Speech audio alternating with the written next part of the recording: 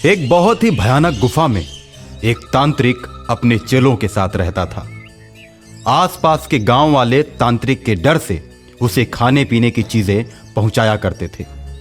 जिस दिन खाने पीने की चीजें तांत्रिक के पास नहीं पहुंचती, उस दिन तांत्रिक क्रोध में आकर गांव वालों को बहुत ही परेशान करता। एक दिन किसी कारणवश गांव वाले तांत्रिक के पास भोजन न पहुंचा सके, जिसके चलते तांत्रिक क्रोध में आ जाता है और हवन कुंड में हवन सामग्री डालकर शैतान को बुलाता है। शैतान प्रकट हो, शैतान प्रकट हो। ओम फट, ओम फट। और तुरंत ही उसके सामने एक भयानक शैतान प्रकट होता है। तांत्रिक, तुमने सोए हुए शैतान को जगा दिया। अब तुम चाह कर भी मुझे कैद नहीं कर सकते। ठीक है, मेरी एक बात सुन लो। गांव वालों ने आज मुझे भोजन नहीं भेजा है। मैं और मेरे सारे चेले भूखे रह गए। तुम जाकर गांव में कोहराम मचा दो। इसके बाद शैतान गुफा से निकलकर सीधे गांव की तरफ बढ़ता है और गांव के पास पहुंचकर गांव में भयंकर तबाही मचाता है। जैसे ही शैतान गांव की तरफ बढ़ता है, गांव में धूप अंधेरा छा जाता है। आसमान से बर्फ की बारिश होने लगती है। भयंकर ओले पड़ते हैं, जिससे गांव के सभी लोग परेशान हो जाते हैं। जब जब शैतान आता था, इसी तरह की घटनाएं घटित होती थीं। गांव वाले समझ गए शैतान आने वाला है। शैतान के आने की सूचना पाकर सभी सावधान हो जाते हैं। अरे गांव वालों, लगता है गांव में फिर से शैतान आने वाला है। अरे हमें भी यही लगता है। इस बार हम लोग मिलकर शैतान का मुकाबला करेंगे। ठीक है मुखिया जी। तो तुम लोग अपने परिवार सहित चौपाल पर एकत्रित हो जाओ। शैतान जैसे ही गांव में आएगा, हम सभी लोग एक साथ मिलकर उस पर धावा बोलेंगे। गांव वाले चौपाल पर एकत्रित हो जाते हैं और तभी भयंकर गर्जना मचाते हुए शैतान गांव की चौपाल पर पहुंचता है और सबसे बोलता है।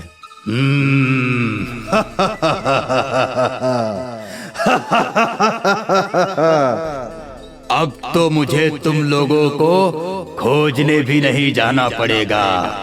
तुम सब तो मुझे एक साथ एक जगह मिल गए हो।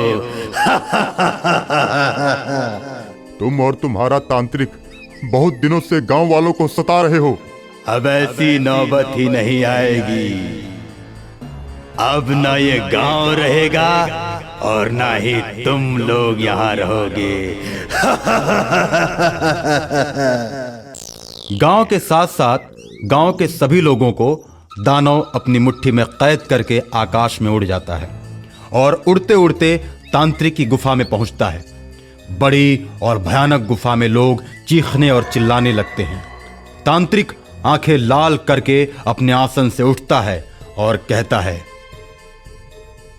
ए, सारे शांत हो जाओ। मैं चीख पुकार सुनना पसंद नहीं करता।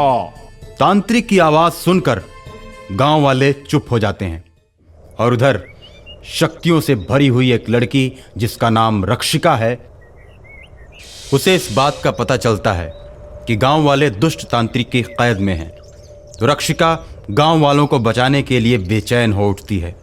हे भगवान, मेरी मदद करो। जागे हुए शैतान और उस दुष्ट तांत्रिक से लड़ने की शक्ति दो। जैसे ही रक्षिका ये बात कहती है, उसके सामने एक बुढ़िया प्रकट होती है। बेटी, उन दोनों से लड़ना इतना आसान नहीं है। उन दोनों से लड़ने के लिए तुम्हें घने जंगलों से गुजरते हुए एक सिद्ध बाबा के पास जाना होगा, जो हिमालय की चोटियों पर रहते हैं। ये जादुई अंगूठी लो, ये तुम्हें बाबा को खोजने में मदद करेगी। माँ, तुम कौन हो? मैं भी पहले तुम्हारी तरह गांव वालों की रक्षा किया करती थी, लेकिन अब उम्र बढ़ने की वजह से मैं असमर्थ हूँ। मैं केवल तुम्हारी सहायता कर सकती हूँ। तुम देर मत करो।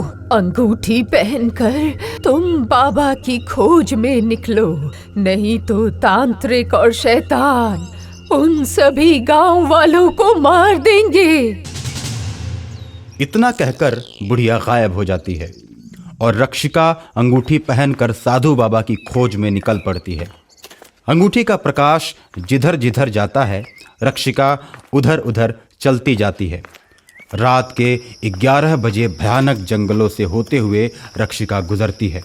तभी अचानक रास्ते में एक बहुत ही बड़ा सांप अपना मुंह खोले हुए खड़ा रहता है।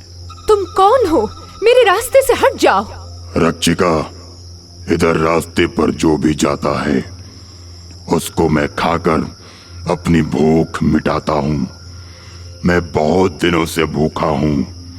आज मैं तुम्हें खाकर अपनी भूख मिटा लूंगा।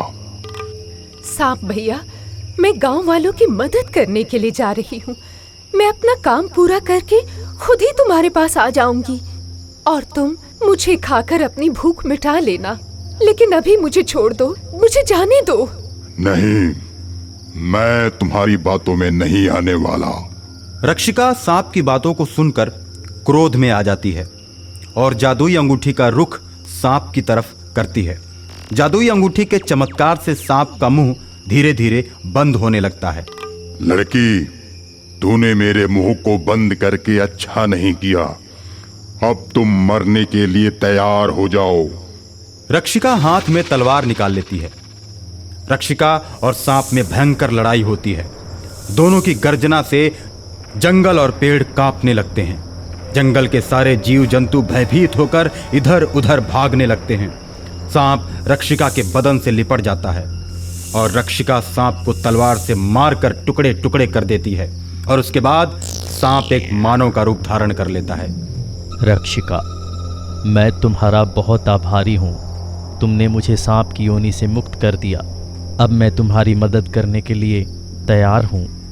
भैया, जब भी मुझे आपकी मदद की जरूरत पड़ेगी मैं आपको बुला लूंगी। रक्षिका साधु बाबा की खोज में पुनः निकल पड़ती है। रक्षिका जैसे ही कुछ दूरी पर जाती है, एक बहुत ही गहरी नदी रास्ते में पड़ती है। रक्षिका जैसे ही नदी को पार करने के लिए नदी में उतरती है, एक भयानक मगरमच्छ पानी के अंदर उसका पीछा करने लगता है। रक्षिका तेजी से भागती है, लेकिन किनारे तक पहुंचते पहुंचते मगरमच्छ रक्षिका का पैर पकड़ लेता है। रक्षिका मदद के लिए सांप भैया को बुलाती है और रक्षिका की आवाज सुनते ही सांप से बना इंसान उसके पास पहुंच जाता है और मगरमच्छ को मार देता है।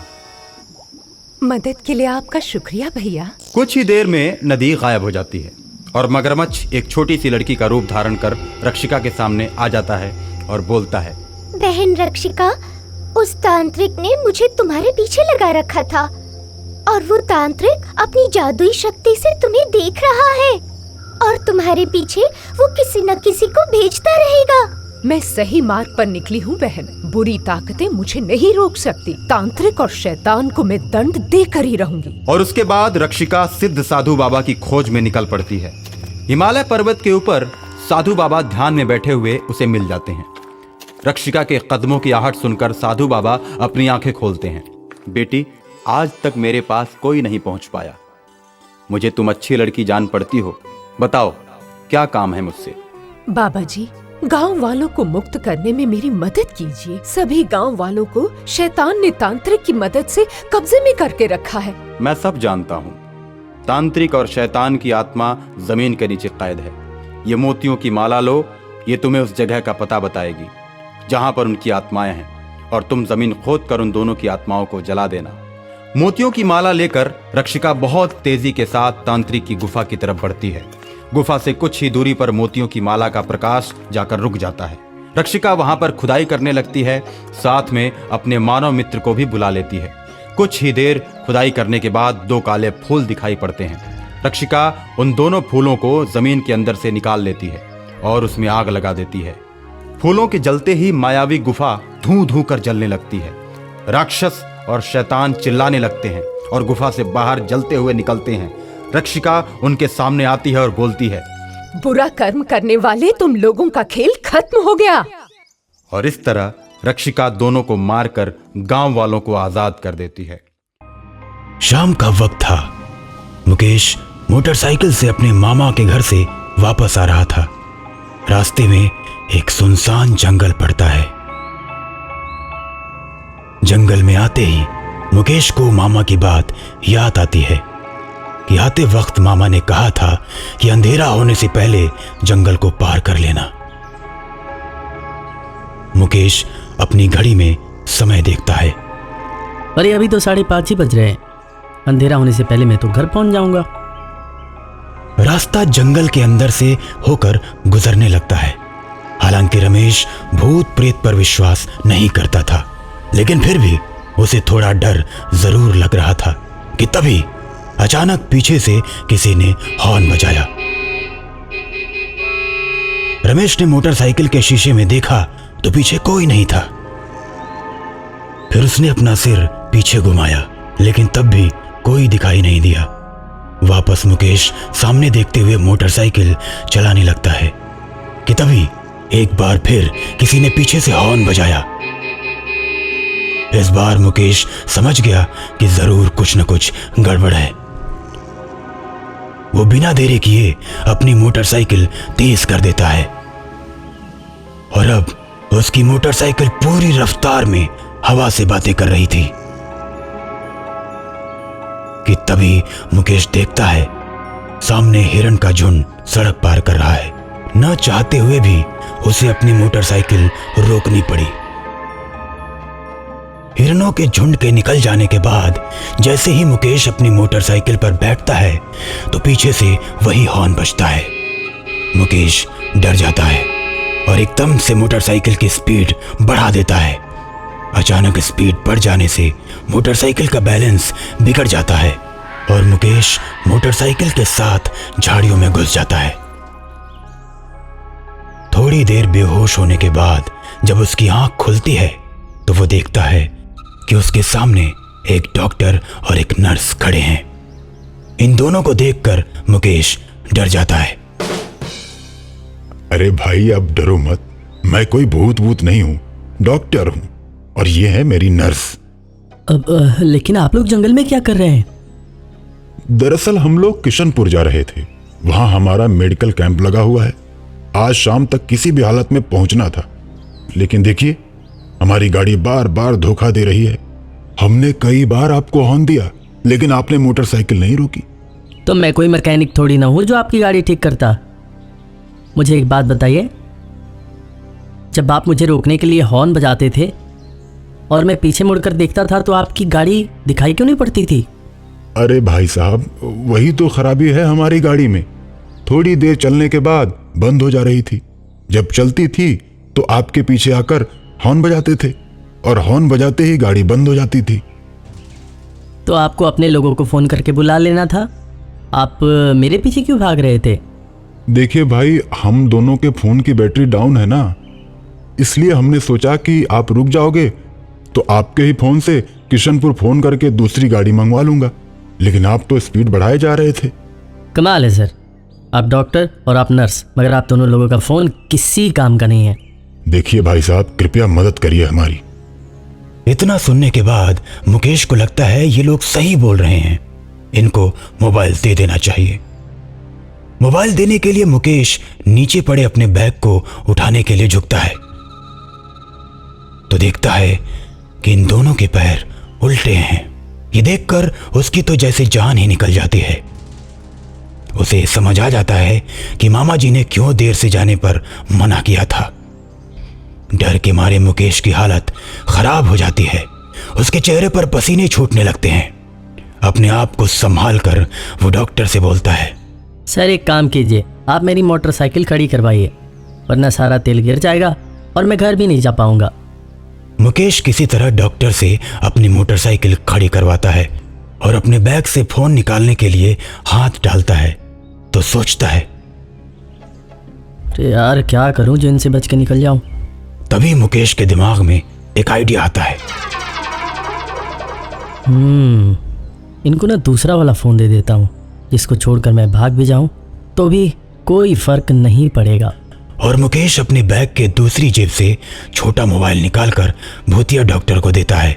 लीजिए, आप इस मोबाइल से फ़ोन लगाओ सर, जब तक मैं मोटरसाइकिल स्टार्ट करके देखता हूँ कि ख़राब तो नहीं हो गई। इतना कहकर मुकेश मोटरसाइकिल को स्टार्ट करता है। मोटरसाइकिल के स्टार्ट होते ही वो झटके से बैग उठाकर मोटरसाइकिल को तेजी से भगा लेता है। मुकेश को भागता देख डॉक्टर और नर्स अपने असली रूप में आ जाते हैं और मुकेश का पीछा करने लगते हैं। मुकेश मोटरसाइकिल का पूरा एक्सीलेटर घुमा देता है। मोटरसाइकिल फुल स्पीड पकड़ लेती है और दोनों शैतान भी उतनी ही स्पीड में मुकेश का पीछा करने लगते हैं। दोनों बस मुकेश को पकड़ने ही वाले होते हैं कि तभी मुकेश को दूसरी तरफ मोड़ पर हनुमान जी का मंदिर दिखाई देता है। मंदिर देखते ही मुकेश बिना देरी किए मोटरसाइकिल मंदिर की तरफ मोड़ देता है और मुकेश के मंदिर की सीमा में पहुंचते ही पीछे पीछे दोनों शैतान भी पहुंच जाते हैं। लेकिन मंदिर की सीमा पर पहुंचते ही दोनों को एक जोरदार झटका लगता है और दोनों धू धू कर जलने लगते हैं। थोड़ी देर में दोनों शैतान जलकर राख हो जाते हैं। मुकेश खुशी से झूम उठता है और जय बजरंगबली कहता हुआ अपने घर के लिए निकल पड़ता है। जंगल का राजा शेर रोज की तरह अपने शिकार की तलाश में निकलता है, लेकिन उसे कोई भी जानवर दिखाई नहीं देता। शेर का परिवार बहुत दिनों से भूखा है। उसका परिवार भी उसके पीछे पीछे शिकार की तलाश में चल पड़ता है। कुछ दूरी पर जाकर सभी पानी पीते हैं। अक्सर जानवर नदी के पास ही पानी पीने आते हैं, इसलिए शेर का परिवार नदी के किनारे ही शिकार की तलाश में बैठ जाता है। तब तक एक हाथी पानी पीने के लिए नदी के पास आता है। हाथी को देखकर शेर खुश हो जाता है और हाथी को मारने के लिए चल पड़ता है। हाथी और शेर आपस में लड़ने लगते हैं। हाथी भी शेर से कमजोर नहीं था। दोनों लड़ते लड़ते थक जाते हैं और लड़ाई बराबरी पर छूटती है। हम लोगों ने तुम्हें जंगल का राजा चुना है, इस तरह लड़कर तुम ठीक नहीं कर रहे हो। देखो, बहुत दिन से भूखा हूं मैं और शिकार करके खाना मेरी आदत है। जंगल के ताकतवर जानवरों को एक दूसरे का दुश्मन नहीं होना चाहिए।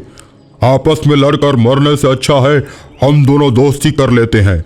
दोनों नदी में खड़े होकर बातचीत कर ही रहे होते हैं, तभी नदी के पानी के अंदर एक भूत मगरमच्छ का रूप बनाकर हाथी को पकड़ लेता है और पानी में खींचने लगता है।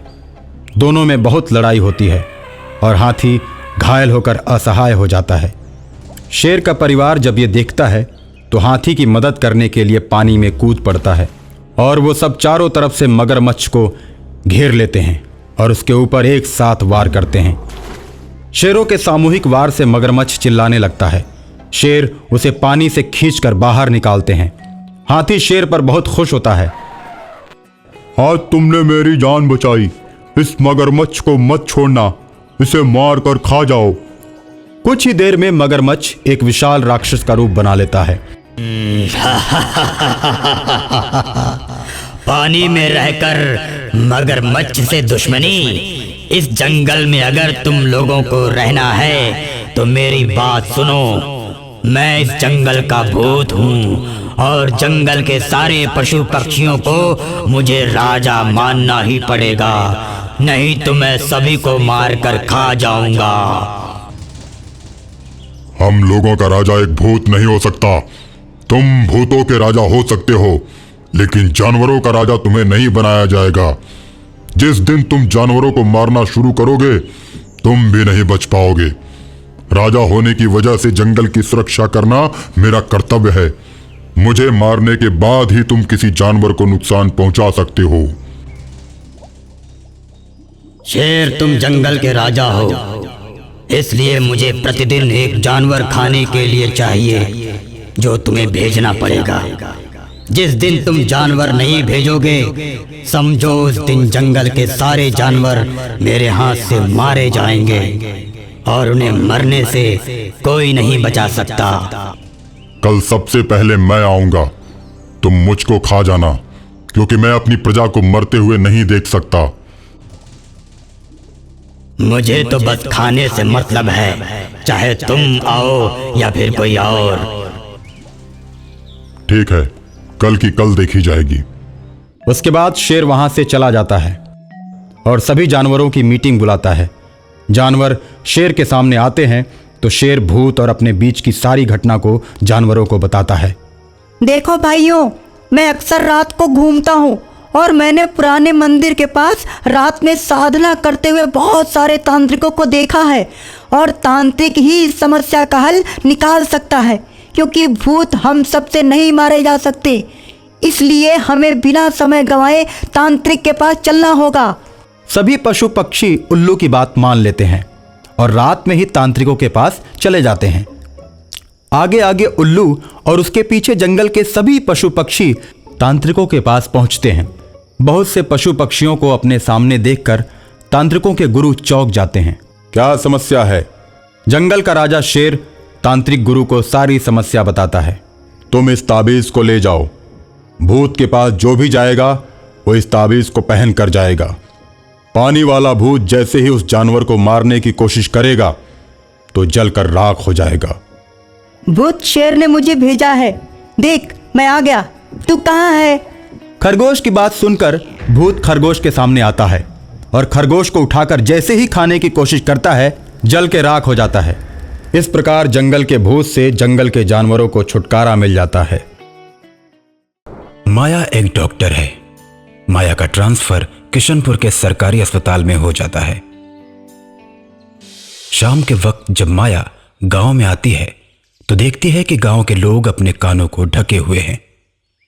कुछ लोग कपड़े से अपने कान को ढके हुए हैं और कुछ लोग हाथों से। बहन, ये सभी लोगों ने अपने कान क्यों ढके हुए हैं? डॉक्टरनी जी, जब आप भी शाम को बाहर निकलें तो अपने कान को ढक लिया करें, नहीं तो कामिनी आपके कान काट ले जाएगी। माया सोच में पड़ जाती है, फिर पूछती है, बहन कौन है ये कामनी? ये लोगों के कान क्यों काटती है? क्या पुलिस कुछ नहीं करती? इस औरत के खिलाफ आपको रिपोर्ट करानी चाहिए। आप लोग अब तक चुप क्यों हैं? बताइए।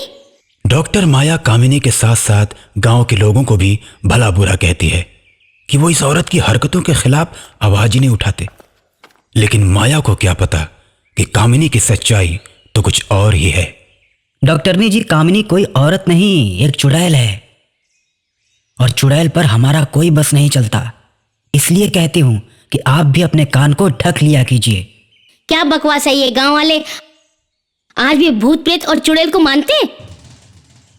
भूत प्रेत चुड़ैल कुछ नहीं होता, सब वहम है। आप भी इस वहम से बाहर निकलिए। डॉक्टरनी जी, बस इतना कहूंगी कि बच के रहिएगा और शाम को अपने कान ढक के निकलिएगा, कहीं चुड़ैल आपके कान न काट ले। औरत के चले जाने के बाद माया उस पर खूब हंसती है। कैसे कैसे लोग हैं, चुड़ैल वो भी शाम के वक्त कान काटने वाली। आज शाम को मैं गांव में निकलती हूँ और देखती हूँ कौन सी चुड़ैल है जो कान काटती है। डॉक्टर माया शाम होने के बाद गांव में निकलती है। सड़क पर कोई भी उसे नजर नहीं आता। इस गांव में शाम के वक्त बहुत कम ही लोग बाहर निकलते हैं। जब बहुत जरूरी हो तभी, नहीं तो घर में रहते हैं। माया आगे बढ़ती जाती है लेकिन कोई भी चुड़ैल उसे नजर नहीं आती। यहाँ तो कोई चुड़ैल नहीं, गांव वालों के दिमाग में किसी ने झूठ मूठ में भ्रम फैला दिया। माया इतना सोच रही होती है कि तभी उसे लगता है कि कोई उसके पीछे खड़ा है। वो एक झटके में पीछे मुड़ जाती है और पीछे मुड़ते ही माया के पैरों के नीचे से जमीन खिसक जाती है। उसके सामने वही कान काटने वाली भयानक चुड़ैल खड़ी रहती है। चुड़ैल के गले में कटे हुए कान लटके रहते हैं। चुड़ैल गुस्से में माया से बोलती है, तू तो बहुत बोल रही थी, मुझे पुलिस से पकड़वाने की बात कर रही थी। लेकिन तुझे नहीं पता कि कोई मेरा कुछ नहीं बिगाड़ सकता। तूने अपने कान नहीं ढके, अब मैं तेरे कान काटूंगी। इतना कहकर चुड़ैल डॉक्टर माया के दोनों कान काट लेती है और गायब हो जाती है। डॉक्टर माया रोती हुई अस्पताल में जाती है, जहां नर्स उसकी मरहम पट्टी करती है। थोड़ी देर के बाद वही औरत अस्पताल में आती है जिसने डॉक्टर माया को गांव में कान ढकने के लिए बोला था। क्यों डॉक्टर ने जी, मैंने आपको मना किया था ना, आपने मेरी बात नहीं मानी। मेरे साथ भी ये घटना हो चुकी है। उसके बाद वो औरत अपने सिर से साड़ी हटाकर कटे हुए कान दिखाती है। बहन, हमें जरूर कुछ करना होगा, हमें पुलिस में खबर करनी होगी। माया थाने में फोन करके सारी घटना को बताती है। उसके बाद थाने की इंस्पेक्टर आती है, लेकिन इंस्पेक्टर माया की बात पर विश्वास नहीं करती। देखिए माया, आप डॉक्टर भी हैं और समझदार भी हैं, आप भी इन गांव वालों के चक्कर में पड़ गई। ये भूत प्रेत कुछ नहीं होता, आपके कान किसी नकाब वाली औरत ने काटे हैं। पुलिस उसे जल्द से जल्द पकड़ लेगी। ऐसा करिए, आप अपने कान की कहीं प्लास्टिक सर्जरी करवा लीजिए। मैडम, अगर आपको लगता है कि मैं झूठ बोल रही हूँ तो आप खुद शाम को बिना कान ढके गांव में घूम कर देखिए। इंस्पेक्टर माया की बात मान लेती है और शाम को अकेले बिना कान बांधे निकल पड़ती है। थोड़ी दूर चलने के बाद इंस्पेक्टर जब सुनसान सड़क पे पहुंचती है तो पीछे चुड़ैल आकर खड़ी हो जाती है। इंस्पेक्टर अचानक से पीछे मुड़ती है और चुड़ैल के ऊपर बंदूक तान देती है। कौन हो तुम और चुड़ैल बनकर लोगों के कान क्यों काट रही हो? चुड़ैल हंसने लगती है। चुड़ैल को हंसता देख इंस्पेक्टर बोलती है, मैंने क्या बोला, सुना नहीं? कौन हो तुम बताओ? अपने चेहरे से नकाब हटाओ, नहीं तो गोली मार दूंगी। तूने अपने कान नहीं ढके हैं, तेरे कान काटूंगी। चुड़ैल को आगे बढ़ता देख इंस्पेक्टर गोली चला देती है, लेकिन गोली चुड़ैल के आर पार हो जाती है और चुड़ैल और तेज हंसने लगती है। अब तू नहीं बच सकती है। इतना कहकर चुड़ैल इंस्पेक्टर के दोनों कान काट कर उड़ जाती है। कान कटने के बाद इंस्पेक्टर हॉस्पिटल की तरफ कराहते हुए भागती है और हॉस्पिटल पहुंचने पर डॉक्टर माया उसका इलाज करती है। मैडम, मैंने आपको मना किया था, लेकिन आपने मेरी बात नहीं मानी। आखिर आपका भी कान कट ही गया। अब इस चुड़ैल को कोई पहुंचा हुआ इंसान ही मार सकता है। इसे रोकना होगा, नहीं तो एक दिन सबके कान काट देगी।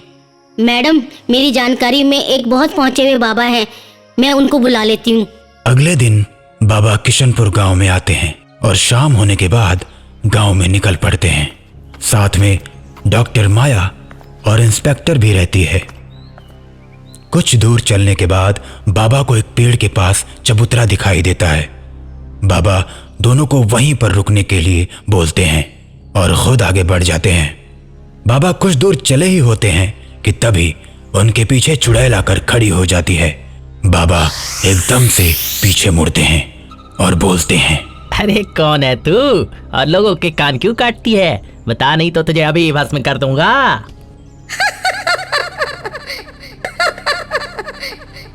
तू मुझसे पूछता है मैं कौन हूँ? अब मैं तेरे कान भी काटूंगी बाबा। इतना कहकर कामिनी चुड़ैल बाबा के कान काटने के लिए आगे बढ़ती है, लेकिन बाबा कमंडल का जल फेंककर उसे बांध देते हैं। बाबा छोड़ दे मुझे, जाने दे, आजाद कर दे मुझे। अरे छोड़ दूंगा तुझे जाने दूंगा, लेकिन उससे पहले जिसके जिसके कान तूने काटे हैं वो कान लौटा दे। ठीक है, मैं सबके कान वापस लगा देती हूँ। और गांव में जिन जिन लोगों के कान कट चुके थे उन सब के कान वापस आ जाते हैं। उसके बाद बाबा कामिनी चुड़ैल को आजाद कर देते हैं। चुड़ैल किशनपुर गांव छोड़कर हमेशा हमेशा के लिए चली जाती है।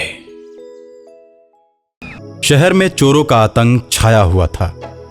दिन प्रतिदिन चोरी की घटनाएं बढ़ती ही जा रही थी, लेकिन चोर किसी के पकड़ में नहीं आते हैं। और अब तो चोरी की बात आम हो गई है। चारों चोर चोरी करते और कब्रिस्तान में जाकर सामान का बंटवारा कर देते। चोर जिस घर में जाते कब्रिस्तान की मिट्टी साथ में ले जाते। आराम से घर में घुसकर सारा कीमती सामान चुरा ले जाते। चारों चोर एक दिन कब्रिस्तान से मिट्टी ले रहे थे, तब तक एक जिन्न प्रकट हो जाता है। जिन्न पूरी तरह से खून से नहाया हुआ है। उसे देखकर चारों चोर डर की वजह से भागने लगते हैं। जिन्न चारों को पकड़ लेता है और कहता है, तुम लोग रोज मेरे कब्रिस्तान से मिट्टी चुराते हो और छिड़क कर लोगों के घरों में चोरी करते हो। मैं तुम लोगों को एक एक करके खा जाऊंगा। कि हमें माफ कर दो, अब हम ऐसी गलती नहीं करेंगे। आप जो कहोगे वही करेंगे। ठीक है, अब तुम प्रतिदिन 2 मुर्गे हमें खाने के लिए लाओगे। हम तुम्हें माफ कर देंगे, लेकिन याद रहे, जिस दिन मुर्गे नहीं लाओगे उस दिन मैं तुम लोगों को मार कर खा जाऊंगा। ठीक है। अब रात के 12 बजे चोर पोल्ट्री फार्म में जाकर जिन्न के लिए मुर्गे चुराते हैं और कब्रिस्तान में लाकर जिन्न को दे देते हैं। पोल्ट्री फार्म का मालिक जब सुबह मुर्गों की गिनती करता है तो 2 मुर्गे गिनती में कम हो जाते हैं। ये जरूर चोरों का ही काम है। अब मैं अपने फार्म की निगरानी करूंगा और चोरों को पकड़कर कानून के हवाले कर दूंगा। ऐसा सोचकर पोल्ट्री फार्म का मालिक रात में छुपकर मुर्गों की निगरानी करता है। रात के 11 बजे चोर मुर्गा चुराने के लिए आते हैं। तब तक पोल्ट्री फार्म का मालिक धीरे से दरोगा को फोन कर देता है। दरोगा पोल्ट्री फार्म हाउस पर पहुंचता है और चारों को रंगे हाथों पकड़ लेता है। चोरों को थाने ले जाकर चोरों से पूछता है, शहर में तुम लोग ही चोरियां करते हो ना? दरोगा जी, अगर हम लोग चोरियां नहीं करेंगे तो जिन्न हमें मार डालेगा। नमक हरामो, चोरियां अपने लिए करते हो और बदनाम जिन्न को करते हो। जिन्न भूत को कानून नहीं मानता, नहीं मानता। अगर हम लोग जिन्न को समय से मुर्गे नहीं पहुंचाए तो जिन्न हम लोगों को यहाँ भी आकर मार देगा। अबे तू क्या समझता है कि जिन्न के डर से मैं तुम लोगों को छोड़ दूंगा? इतना मारूंगा कि हेकड़ी गुम हो जाएगी। बता, तूने किस किस के यहाँ चोरियां की हैं? शहर में हम लोगों ने बहुत सी चोरियां की हैं, बहुत सी दुकानों को लूटा है। अरे किस किस का नाम लें? अब देखिएगा दरोगा जी, जिन्न इस वक्त आता ही होगा, उसके आने का समय हो गया है। कब्रिस्तान में जिन्न मुर्गा न पाकर क्रोधित हो जाता है और उन चोरों की खोज में निकल पड़ता है। अपनी शक्तियों से जिन्न पता लगा लेता है कि चारों चोर कहाँ हैं। जब जिन्न को पता चलता है कि चारों चोर पुलिस की गिरफ्त में हैं, जिसकी वजह से आज मेरे लिए मुर्गे का प्रबंध नहीं हो पाया, तो जिन्न और क्रोध से भर जाता है और तुरंत उड़कर पुलिस स्टेशन जा पहुंचता है। हाँ, तुम लोग यहाँ पर हो और मैं तुम लोगों का कब से इंतजार कब्रिस्तान में कर रहा था। जिन्न के इतना कहने पर चारों चोर डर जाते हैं और थर थर कांपने लगते हैं। उन्हें लगता है कि जिन्न अब उन्हें मार देगा। ऐसा सोचकर वे जिन्न से बोलते हैं, अरे हमारी कोई गलती नहीं, हम तो आपके लिए मुर्गे ही चुरा रहे थे, लेकिन फार्म हाउस वाले ने दरोगा को फोन कर दिया और दरोगा ने हमें अरेस्ट कर लिया। जिन्न चारों चोरों को जेल के अंदर ही मार देता है और खून से सना हुआ चाकू दरोगा के हाथ में पकड़ा देता है।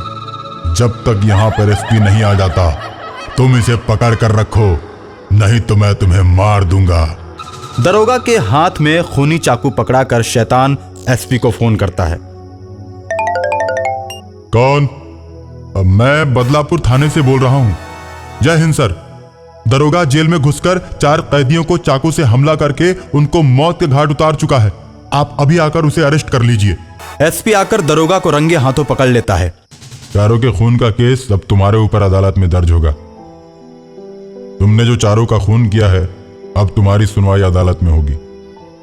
अभी तुम्हें सस्पेंड कर देता हूं, हो सकता है तुम्हें सजा हो जाए। इतना कहकर एसपी दरोगा को जेल में डाल देता है और मामला अदालत में पहुंचता है। और जिस जेल में दरोगा बंद रहता है उसमें जिन्न आकर उससे कहता है, अब तो मुझे इंसानों का ही खून अच्छा लगता है। अब तुम्हें तेरे ही खून से अपनी प्यास बुझाऊंगा। ऐसा कहकर जिन्न दरोगा को मार देता है। दरोगा के मरने के बाद जिन्न खूनी हो जाता है और शहर में कत्लेआम करके लोगों का खून पीने लगता है। ये बात एक मौलवी साहब को पता चल जाती है। मौलवी साहब जिन्न के पास जाते हैं और उसके ऊपर कब्रिस्तान की मिट्टी छिड़कते हैं। कब्रिस्तान की मिट्टी पड़ते ही वो जिन्न चिल्लाने लगता है, उसका शरीर जलने लगता है और जलकर वो धीरे धीरे खाक हो जाता है और इस तरह जिन्न का अंत हो जाता है।